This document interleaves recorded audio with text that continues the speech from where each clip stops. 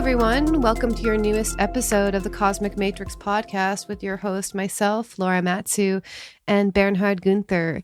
And in this episode, we are going to be talking about how to find your role in rebirthing the new world and how this relates to generations that are live here today. We're going to correlate it with the fourth turning, which is a concept by Neil Howe and William Strauss. Some of you may heard of it. How this is also related to the Pluto generations that are alive today. How the Pluto generations evolve consciousness and what the bottom line is for these generations who are alive today. How we can evolve consciousness during these times, potential challenges, and really how to prepare ourselves both physically, emotionally, and spiritually for the times ahead. So basically, we are in the fourth turning right now. We're in the crisis period. This started, according to Neil Howe and William Strauss, at 2008. With the financial crisis that happened back then, is going to be going till 2028. So we're really in critical times right now. And I think it is really important that we understand that we each have a very unique role to play in evolving consciousness during these times. And rather than get worried and focused on the fear and the crisis and the doom and gloom, really understanding the deeper patterns at play here, I think will really help people ground themselves during these times.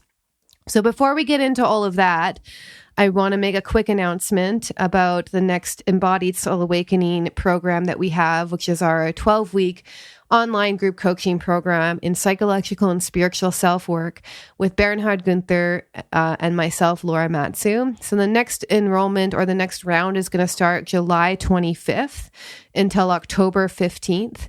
And if you want to apply for that, just go to www.thetimeoftransition.com.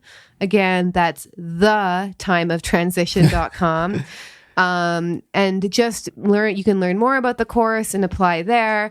And I just want to make a note because we've had a few emails lately about people asking us about in-person retreats. So for those who don't know, Bernhard and I actually first started out doing in-person retreats in the jungle in Peru, and then all the kind of craziness happened and we switched it all online. So the answer is yes, we are being open and kind of in the beginning stages of seeding the ideas of having in-person retreats, most likely in the upcoming year.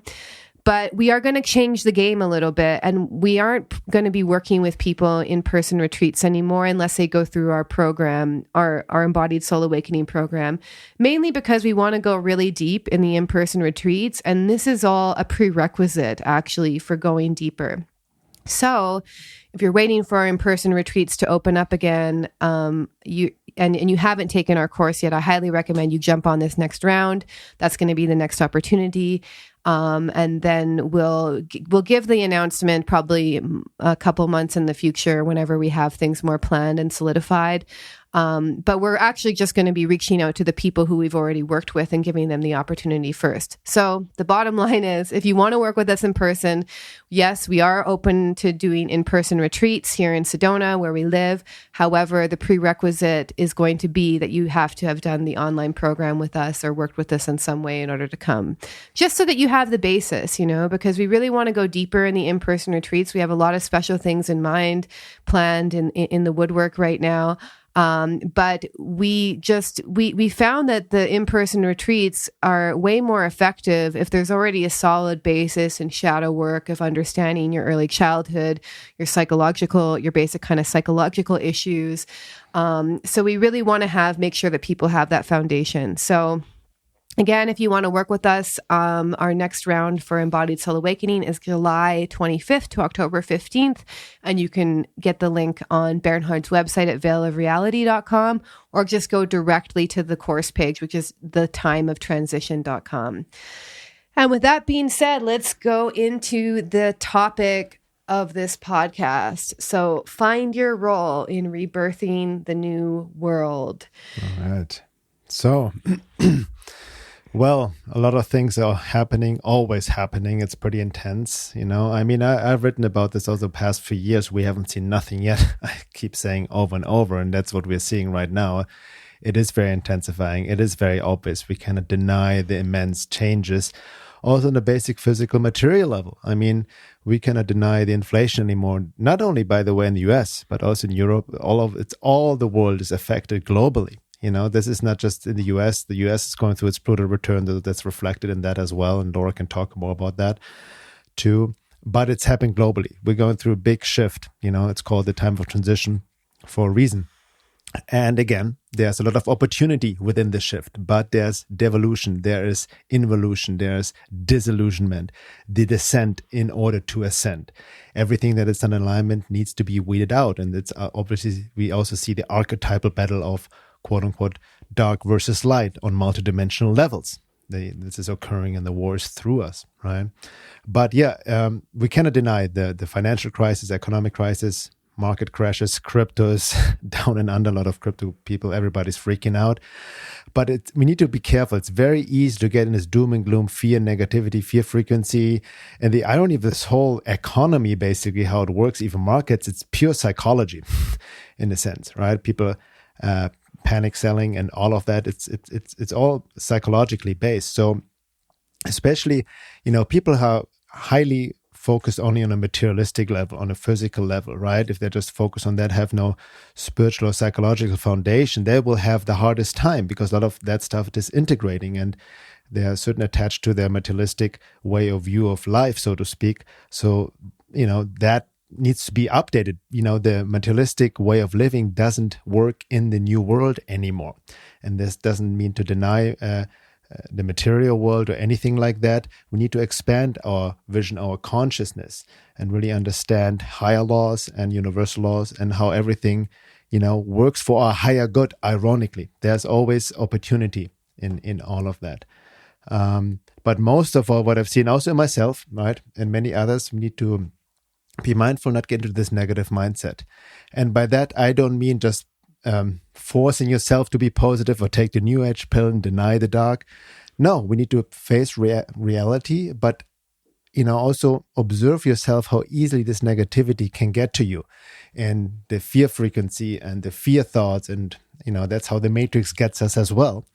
And hence the self-care aspect is so important. Yeah, there may need to be some physical preparation on a just basic common sense level, but most importantly is really the spiritual and psychological foundation preparation, the inner work to really be the change we want to see. Because again, also there's an aspect to reality creation. Don't forget, as within, so without. And I don't imply the oversimplified new age way of reality creation of just focusing on positive thoughts and your desires, but no, having a healthy, optimistic vision. There's something to be said about healthy optimism. And sometimes, yes, we do get dragged down, into fear, worry. Recently I've also, felt a lot of sadness within myself and the world, like what people are going through. So we need to allow ourselves and give room to feel these feelings as well, not to avoid them or freak out about them. Just allow yourselves to feel them. That actually transmutes them. And that's most often easier said than done, because for many of us, a lot of other stuff comes up, childhood stuff, unconscious trauma, or shadow gets activated. All of that is coming to the surface. So we really need the tools and the awareness and the knowledge how to do this work, how to have this deeper foundation and this spiritual aspiration as well. Yeah, and that spiritual foundation is really going to be a major key as we switch into Pluto in Aquarius, which we're going to get into in the second hour. But basically, Pluto and the jump from Pluto and Capricorn to Pluto and Aquarius is a jump from the material to the transpersonal domains of reality. And I'm not saying that everyone's just going to become like awakened during that period. Highly unlikely, because we all have different levels of consciousness. But that's kind of the edge that we're working with. So the spiritual foundation is really key on the larger on a larger sense. So let's go into the fourth turning, because this is a very in-depth topic and we're going to kind of talk about it as we go along. So let me just define it. And this is actually from John Maudlin, his description of it. And he says, basically in 1997, Neil Howe and William Strauss introduced the concept of the fourth turning. And they divided the population into 4 generational archetypes: the hero, the artist, the prophet, and the nomad. Each generation consists of people who were born and came of age at the same period in history. They had similar experiences and gravitated towards similar attitudes. So they're archetypes, basically. And the change of control from one generation to the next, meaning as each generation comes into age, like in their prime age, in their 30s and 40s, they basically represent a turning in this scheme of that Strauss and Howe have outlined. And the fourth turning, the cycle repeats, sparking a generational crisis. And so each turning lasts about 20 to 25 years. And basically, when he uses this word, he doesn't mean a short period of difficulty. He means an existential crisis. So usually this is one in which society's strongest institutions collapse or are severely challenged and stressed, and national survival is in serious doubt. So we're in that period right now. And by his timeline, we're basically in the fourth turning, and that started in 2008. And the fourth turning, if it's like previous ones, has certain themes that we're going to go into. So let me just kind of talk about it real quick about the most recent turnings. So the crisis period, the last fourth turning was basically the Great Depression and World War II. And that was in 1925 to 1945. The high after that, the first turning, was a post-war boom from 1946 to 1960. The awakening, the second turning, was the consciousness revolution. So the hippie revolution from 1961 to 1981. The unraveling was the third turning, which was the Reagan revolution, which was 1982 to 2006.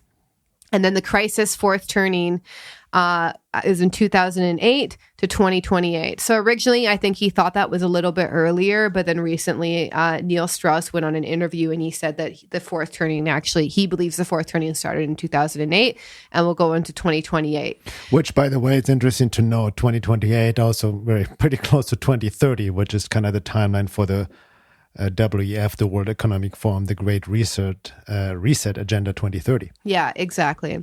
So let me talk about the first turning and what that kind of represented. And this is actually from the blog, The Art of Manliness, by Brett McKay. And he says, hi, the first turning. So then these are just the themes of each turning so that you can kind of understand the larger cycles. And then I'm going to link it to the Pluto generations, and that will be more personally related to your generation and what you may have to do on a soul level in order to evolve consciousness during these times. So the high, the first turning, follows the crisis era. So that's something to look forward to just know that after this crisis, after 2028, it's going to be followed by a high. After the Dark Ages comes a period of enlightenment, the descend and then ascend. And so basically, this is a time with strong civic values. Institutions are strong and individualism is weak. Ideas that were valued during a crisis are institutionalized. The emphasis during a high is on planning and building, doing big things. Society is confident about where it wants to go collectively, though those outside the majority often feel stifled by conformity. Culture is friendly, but bland and lacks spiritual depth. Big technological advances are often made during high eras. The amount of structure, protection, nurturing given to children begins to diminish towards the end of the turning.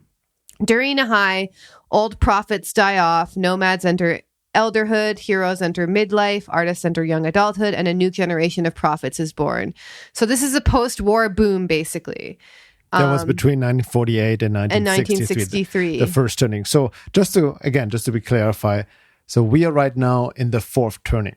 Mm-hmm. So I'm just asking you, because if you looked more into that than me, so this fourth turning goes in cycles of four. Like after the fourth turning, we go back to the first turning, but on a different level of consciousness. Exactly. Obviously, it's not like we're going to re-experience the period. No. Right. And I actually would argue that once you add the Pluto generations into this, it will add the necessary nuance into it.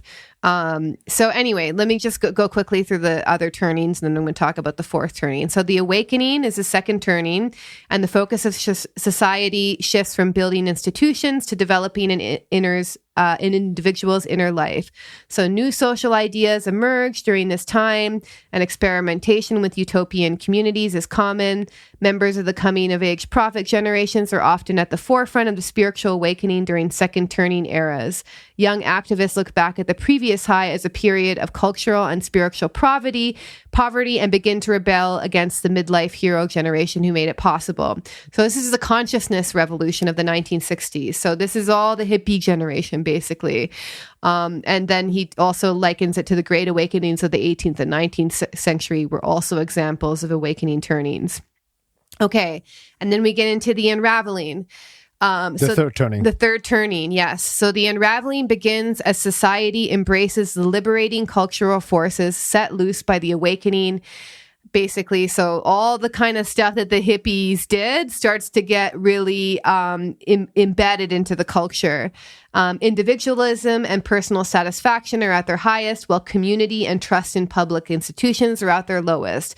Pleasure seeking and extreme lifestyles emerge. Society fragments into polarizing groups, which become increasingly entrenched in their respective ideologies, making the reaching of consensus and the taking of decisive public action difficult. Instead of addressing problems, businesses and governments just kick the can down the road, so just avoid it. Confidence in society's future darkens and the culture feels used up and worn out. Civic and moral paralysis and apathy sets in. Art reflects the growing pessimism as themes of dreary realism take center stage. So he basically says that the most recent unraveling began at the second term of the Reagan administration and continued into the 2000s. So this is like the 80s and 90s, basically.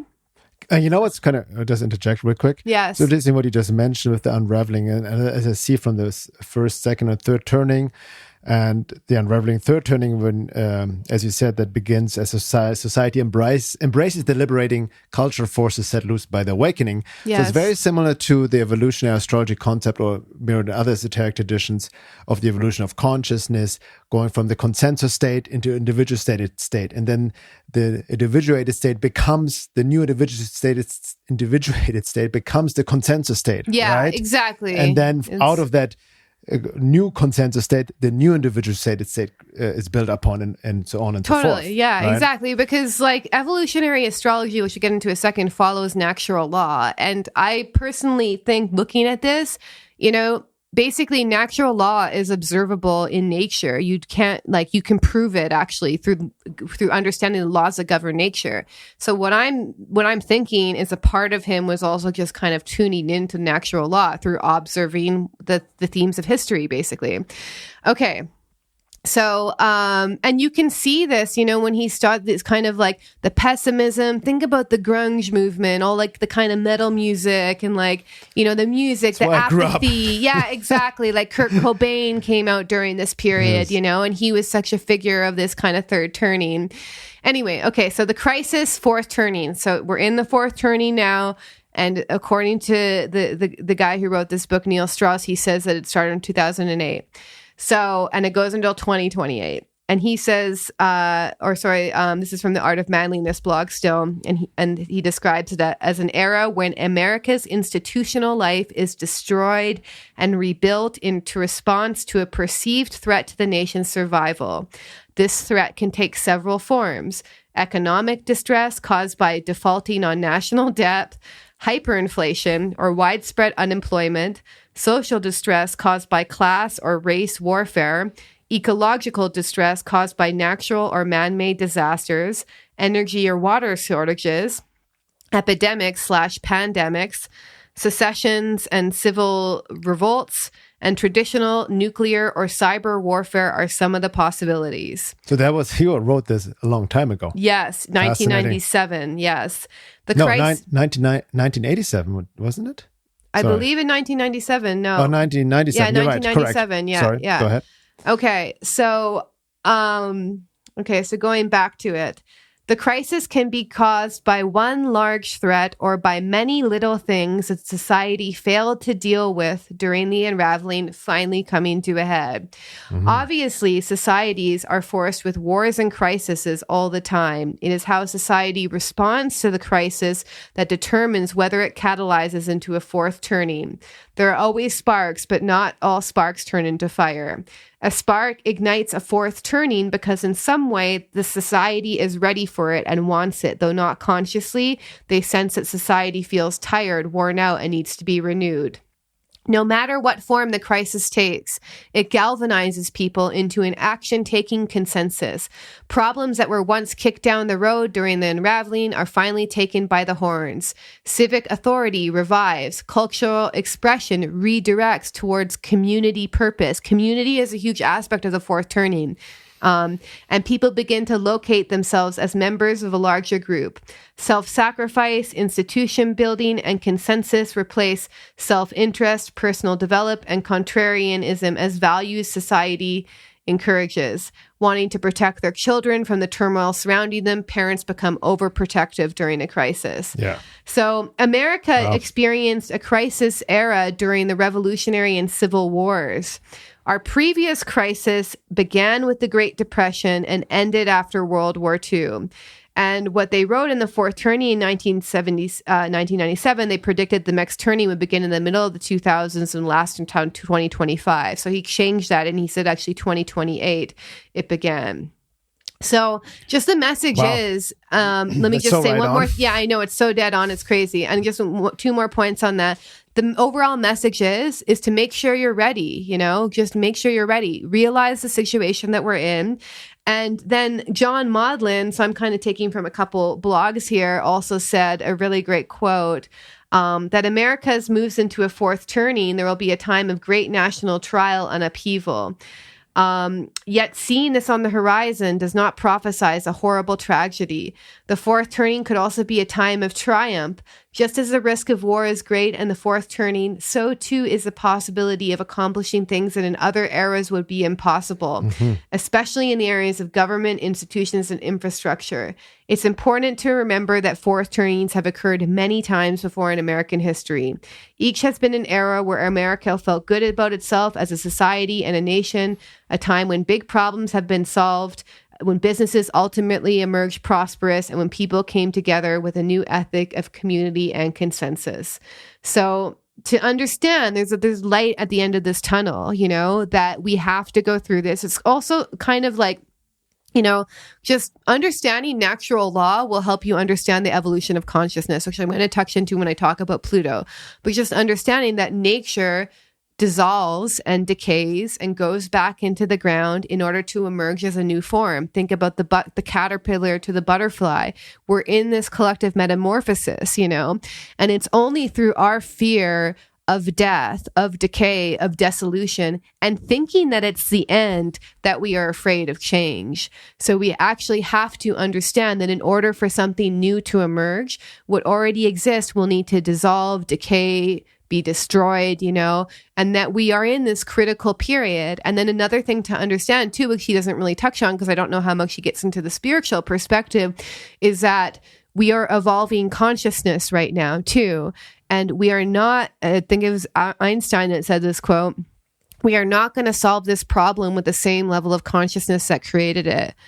So really think about that and think about your own consciousness and where are you coming from, because you can see there's so much darkness, doom and gloom, fear. People are also mass traumatized right now. They're getting disassociated, out of body. The stress of the last couple of years is leading to burnout. So many things, So it is really important that we're going to have to come together.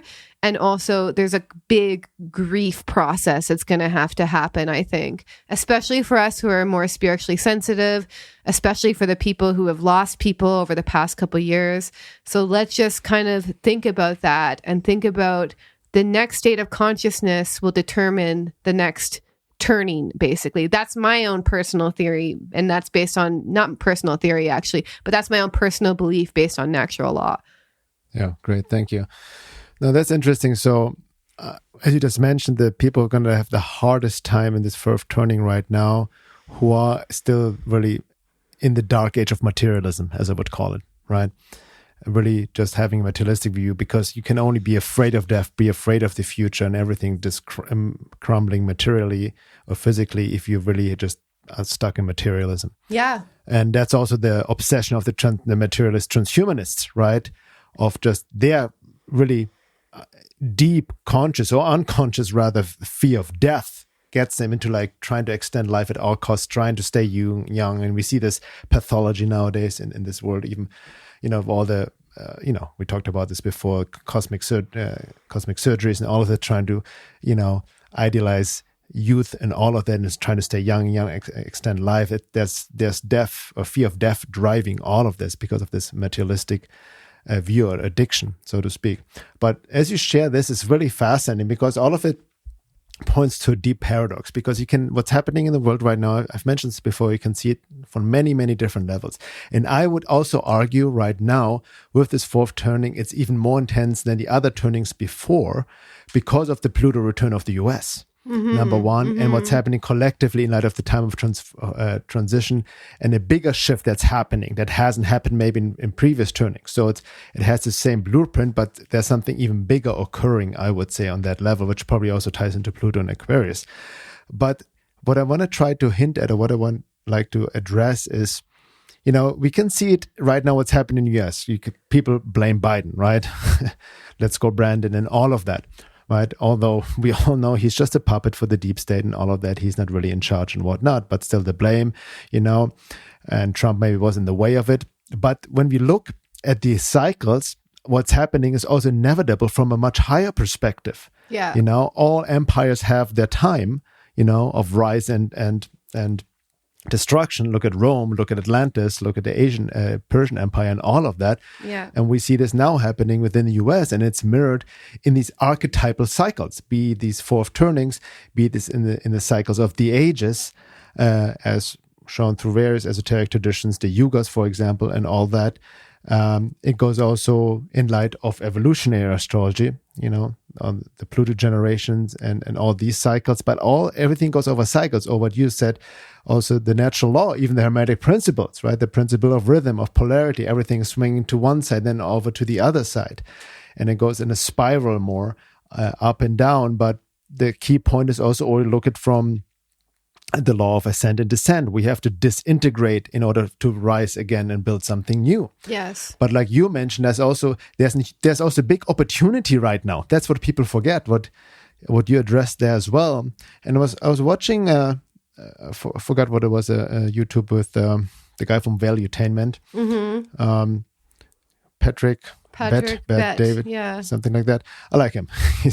I like his attitude. He's a very wealthy businessman, but he talked about these times as well and these opportunities, and he made an interesting correlation. He showed about all the recessions over the past years that happened, especially around 2008. In those recessions, actually, very successful businesses were built. Right? They were started. That's when they were started. Like was Airbnb, Uber, and other startup companies. They were created in the midst of a recession. Yes, and that actually links in with this Dane Rudyard quote, where he talks about that you have to plant the seeds of the new world in before the destruction happens, basically.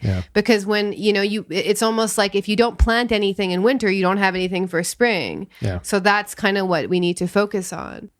Precisely. That's why, again, like I said at the beginning of this podcast, it's understandable. It's all there's fear out there, there's panic, worry about the future, financially, economically. It's almost like a trauma response, but people then also get into the freeze state. And without seeing like, actually, hold on, there's an opportunity. Yes, take care of yourself and be practical and realistic on many levels, but still be a visionary. See the opportunity.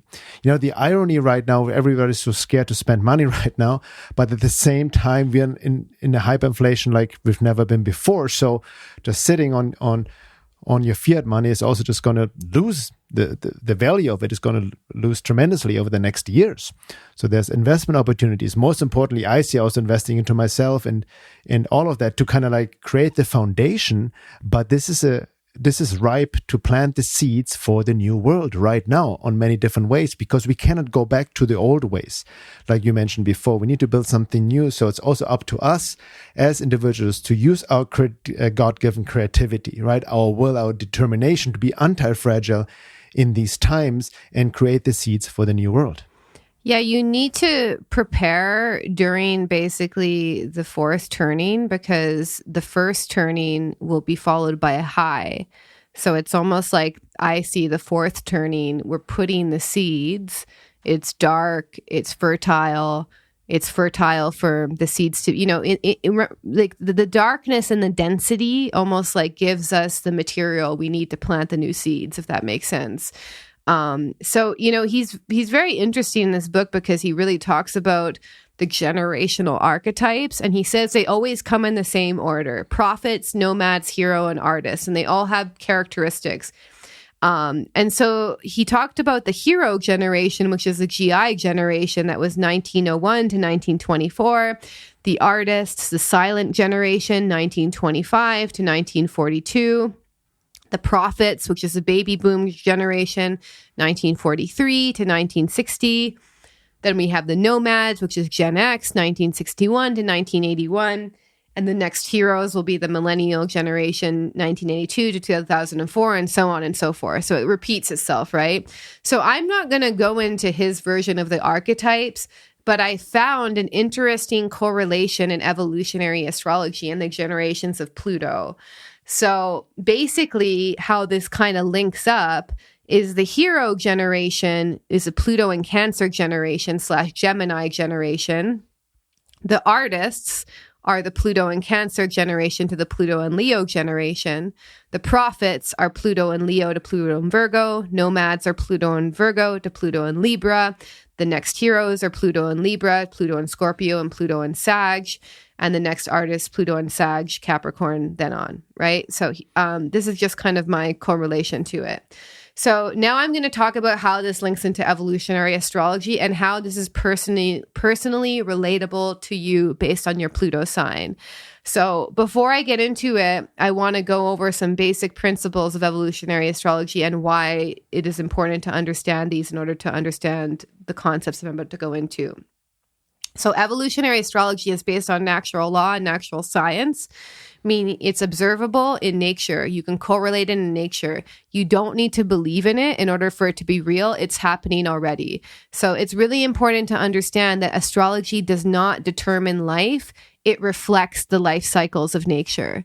So it's not determining things. It's reflecting something that's already in existence in natural law.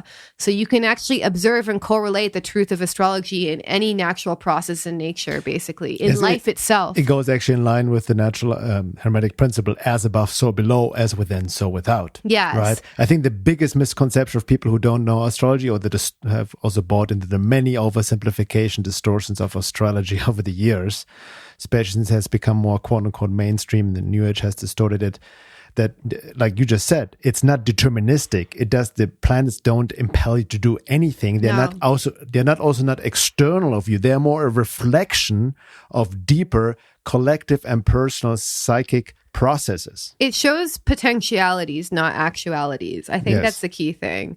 So natural law is basically guided by two main principles. We've touched on it. There's involution and evolution. So evolution and involution. Involution is about endings, destruction, dissolution, dissolving of current structures. We're both evolving and involving all the time. And then evolution is change. It means a transmutation of one form into another. And then there's two types of evolution. There's cataclysmic, which is like sudden, fast, and then there's slow and steady. And ultimately, the soul evolves from ego into soul and then back to source. And the whole point of Pluto in the chart is to eliminate all desires until only one desire is left, to return to the divine, to unite with the divine, basically. But the main thing is I think the spiritual misconception we have is that in order to unite with the divine, you just become an ascetic and you just pretend you don't have any desires. But the more tantric perspective, which we talked about on many different podcasts before, is that if you deny your desires, it actually prolongs them. It actually suppresses them into the unconscious, and it creates a complex, and it actually makes it stronger. So we want to actually look at the unconscious desires that the soul has came in here with, seen by Pluto, because they're clues to what the soul is looking to evolve in this lifetime. So Pluto in your chart represents your soul's core emotional and psychological concerns. And these core and emotional and psychological concerns have been going on for multiple lives. So your Pluto placement represents both, something that you gravitate towards, and also something you may be exploring for multiple lifetimes. And basically the opposite sign and house of your Pluto placement points it's called the polarity point, represents the archetype your soul is looking to evolve towards. So we are all generationally evolving consciousness in some way seen by the Pluto archetypes. And there is a specific reason why each Pluto generation is here right now during the fourth turning. Basically, we all have a certain role to play in evolving consciousness. And before I get into each archetype and what it means, I just want to preface this with that your Pluto, I'm just going into the overall Pluto generations, which are anywhere from 8 to 20 years. Your Pluto is also going to be in a house as well, which you could only really find out through actually doing your astrology chart. We do go into this way deeper in the course. I give everyone their Pluto placement, house, and sign, and I do astrology readings with people in the course. So I'm not open for public readings, but I do in the program. If you want, you could always just Google evolutionary astrologers and try and find someone who resonates with you. But just so you know, I just want to preface this that I'm giving a general reading based on the generations, and there are going to be particularities to you and your chart as demonstrated by house and aspect. Yeah. I want to just note on that as well, because in our program, Time of Decision and Body Soul Awakening, which is really a lot of material, we have a whole section on evolutionary astrology that goes even deeper on what Laura just talked about, for everybody to get a basic understanding. Because I want to just point that out, evolutionary astrology has helped me tremendously over the past few years as well. And it gives you a better, quote unquote, almost objective understanding, not only of yourself. It's not personality. A lot of astrology focuses on personality, but your deeper soul lessons and soul purpose, even karmic lessons, past lives, and all of that. And the way we structure in our course, as Laura said, gives certain insights to everybody's chart based on all these placements and aspects, but really giving also more practical advice and practices, bringing in the psychological somatic work, the spiritual work, the esoteric work practices, embodiment practices, and all of that helps you to work with that on a more practical level. And it's not just intellectual knowledge. Exactly. So we're going to start by talking about the Pluto generations alive today. And for the sake of time, I'm going to start with the Pluto and Leo generation. And I'm not going to, even though there's some Pluto and Cancer people alive today, the youngest of them are 83. So I'm sorry if you're a Pluto and Cancer person, but I'm going to start with Pluto and Leo for the sake of time on this podcast. So this is basically anyone born between 1937 to 1957. If you're born like within that year, you want to Google it and check out the exact dates and find out. But from 1937 to 1957, this archetype includes you. So these people come of age during a high period, basically. And the sole desire for this generation was creative actualization of the self. And I think a kind of good person to think of in this generation was Steve Jobs. Is like tremendous creative energy. He linked it with something that was socially useful, a bit narcissistic, definitely from rumors about him, had a total like God complex, was a bit like a king, that's also a Pluto and Leo thing. But the bottom line for this generation is to explore this idea of creative self-actualization. So they're just here to kind of shine their creative gifts and show it to the world, So this is actually the kind of hippie generation as well. Were born and come of age during this period.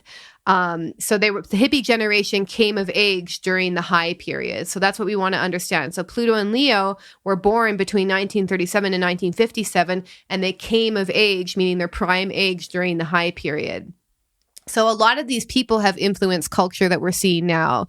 So the hippie movement, Steve Jobs, and there's really just this needing attention and acknowledgement with this placement. This placement is also known for like narcissism and narcissistic wounding even.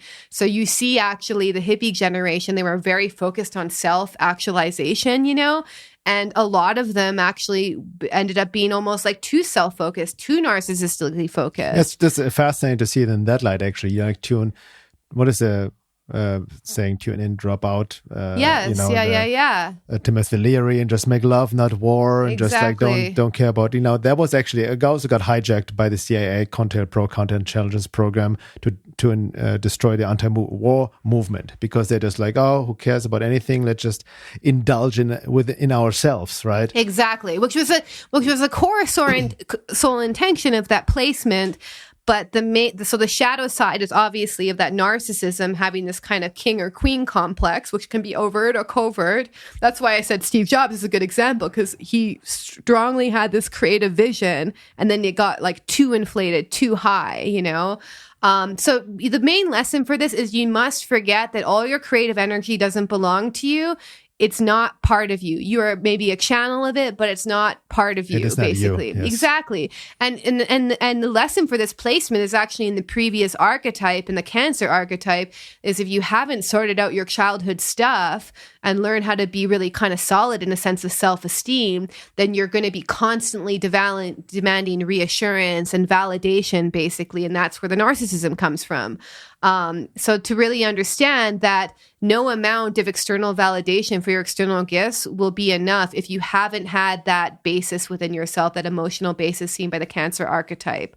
So, to really also identify less with the creative role you have to play, so that your ego doesn't hijack it and you don't develop this kind of king or queen complex, And then if you have trouble expressing this creative energy that I'm describing and you're born in the Pluto generation, just look at the early childhood. How did that affect your self-esteem? How did that affect your sense of self? So again, we're looking at the previous developmental stage. So basically, if the creative energy is blocked with this placement, or if it's over-exaggerated, so if it's blocked, it will be almost like this strong negativity, and that light will be very dim, and there'll be kind of like issues expressing the negativity. If it's kind of over extreme, it will be narcissism. So you kind of want to connect to that inner light, but without identifying with it, basically. And the number one evolution for this placement is to link their special destiny with something that's relevant to humanity, So the placement can actually kind of be disappointed again and again, and feeling like they're not getting the acknowledgement they desire or they deserve, because they're not linking it to something that's socially useful. So it's important to kind of find a higher order of meaning beyond the subjective experience of your own creative self-actualization, and link your creative energy to something that's socially useful to humanity. So once you do that, you'll actually find that people appreciate you more. And that's why Steve Jobs is a good example, because Pluto and Leo did something socially useful, did something that helped humanity, and he linked his creative gifts with humanity. So I just want to note too that this archetype of the Pluto and Leo generation will also correlate if you have Pluto in aspect to your sun or Pluto in the 5th house. So that's only for the people who really kind of know astrology, so they can kind of apply that if you do have some aspects that are linked to the sun. So I'm going to go into one more generation, the Pluto and Virgo generation, and then we're going to do Pluto in Libra and Pluto in Scorpio, and then Pluto in Sag in the second hour. So for those who don't know, we offer a second hour for our podcast. I think it's about $11 a month, right? And you can listen to basically the whole second hour of our podcast, where often we go deeper and we go much more in depth about things we can't even say on the podcast. So if you want to sign up for the second hour of the podcast, go to veilofreality.com and you'll see it under the membership section. So Pluto and Virgo, 1956 to 1972. These people come of age during an awakening period. So this can also relate to if you have Pluto in the 6th house or Pluto and Mercury in aspect to Mercury, if you know your astrology chart. So the sole desire for this is to really humble yourself. It's about developing true humility through self-analysis, basically, in one word, or one sentence rather. So it's finding about like, how can I be useful to society? How can I offer something function to the collective? And you do this actually through purifying your own inner nature, through self-analysis and through looking at yourself and analyzing and improving yourself. And through this, you develop true humility, basically. But then the shadow side of this placement is people tend to use this ability to analyze, to break things apart against themselves. And this leads to being self-critical, a really strong inner critic, a pattern of negative thinking where you're just taking all the negative messages people have told you and like replaying in your brain until you beat yourself up, basically. So the point of the self-analysis with this placement is basically to gain a more objective sense of yourself and just improve your consciousness. So the problem if the inner critic takes over too much or the Pluto and Virgo generation is it gets to the point where it can be paralyzing, or it can just be this nonstop program. I'm never good enough. I'm not ready. There can be this problem of like emerging into the life that you're meant here to lead with this placement, you know? Or there can just be staying busy to keep this anxiety at bay, you know, which can, or even workaholism, which can result in like health problems or exhaustion. This is also a crisis signature. So sometimes with this placement, these people, this generation need to be pushed to a crisis before they really realize that something needs to be taken care of. A lot of these people with this placement come from past lives of Judeo-Christian backgrounds or very strict religious conditioning, which create this sense of like original sin, like I'm flawed, I'm defective, you know, there's something fundamentally wrong with me, I'm unworthy, basically. And this is coming from this almost distorted desire for purification, basically. And there can be this almost like strong inner critic because you could never be pure enough. You could never be good enough, basically. And the real, like the healthy side of it is self-observation, self-improvement, humility, striving for perfection, but realizing that you're human and you're probably never going to be as perfect as the divine is, unfortunately. And it's about developing natural humility, basically. And natural humility, not false humility, where you're like putting yourself down, when you're not overly pumping yourself up. So like somewhere in between being like, I'm human and I have gifts to offer the world and there's something great about me. I may not be perfect, but I'm always learning and growing. And that's what matters, basically. So, you know, again, this is about developing through humility. And the reason it follows the Leo archetype is because the Leo archetype kind of comes out in all its glory. Like, look at me, I have all these creative gifts to offer. And then the Virgo archetype kind of cuts it down a notch. And it's like, okay, you're both human and divine. Yeah, you have moments of amazingness, but you have moments of total terribleness too, you know? And to find almost a perfection in your imperfection and be a true servant or be a true service to others from a grounded place in a real practical way. And then the polarity point, meaning the ultimate evolution for this Pluto generation, is basically this 12th house Pisces archetype and looking at like compassion, universal principles like forgiveness.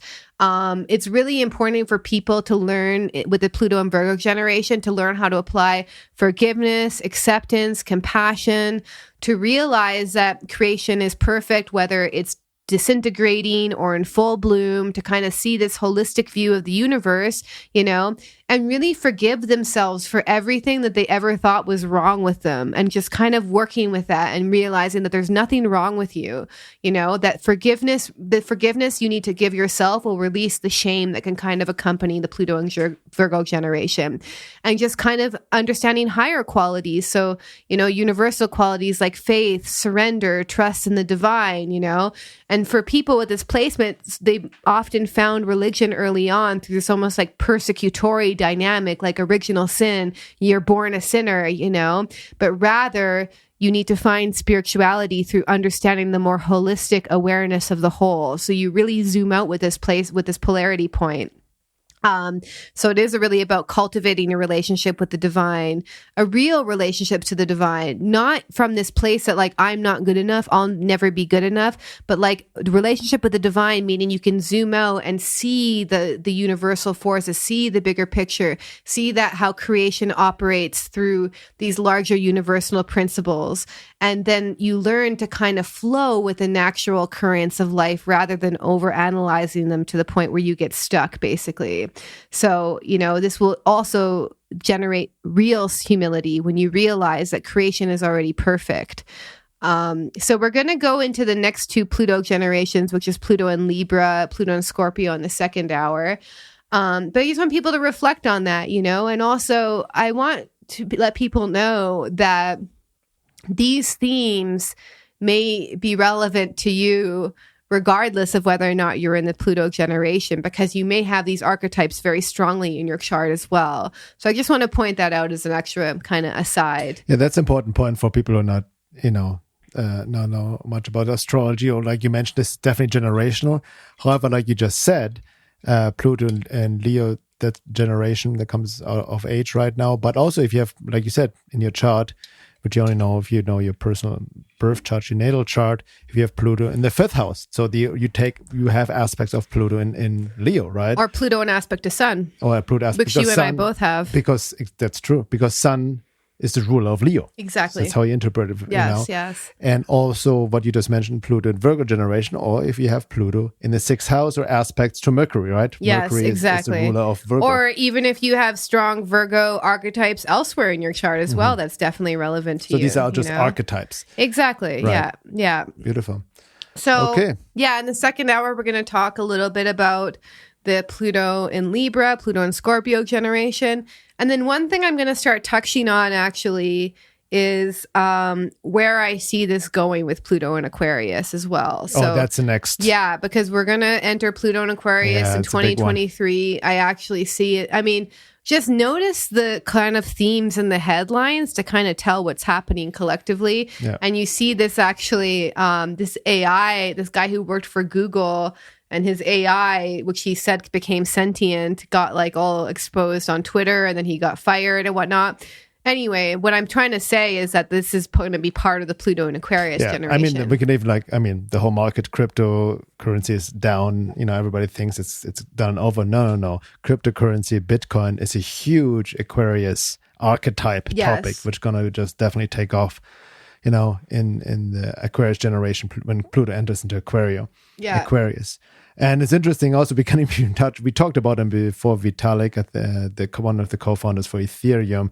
He's Aquarius, and we looked at his chart. He has like stellium with 5 or 4 planets in Aquarius. So once Pluto goes through, it's going to affect him intensely. So, astrology and cryptocurrency, there's something to be said that as well, right? Yes. But that's on the side note. Yeah, let's go deeper into all the other archetypes. It's extremely insightful, helped me a lot. And as Laura just mentioned before, we go into evolutionary astrology in context of many other topics and more practical embodied practices in our 12-week group coaching program, Time of Transition Embodied Soul Awakening. The next round starts July 25th. And we're open for applications, limited space. Go to thetimeoftransition.com or go to my website, veilofreality.com under courses. And again, the second hour is available for members. If you're not a member yet, you can also sign up at veilofreality.com. And also want to share, again, besides the astrology aspect of the Pluto generations, going the second half of this podcast, I also want to talk more about at times when, even the quote unquote positive side of worry, the motivation for action, using the will, discipline, and all of that. And we also see a theme coming up. A lot of people are dealing with loneliness and the disillusionment and getting out of the consensus state and the individuation process, which results in maximum alienation and loneliness, and is part of the path. I recently even wrote an article about that, the most important realization on the path towards awakening. It's a new article I wrote. You guys can check it out on my website, veilofreality.com as well. And so we touch upon these topics as well in the second hour. With that being said, see you on the other side.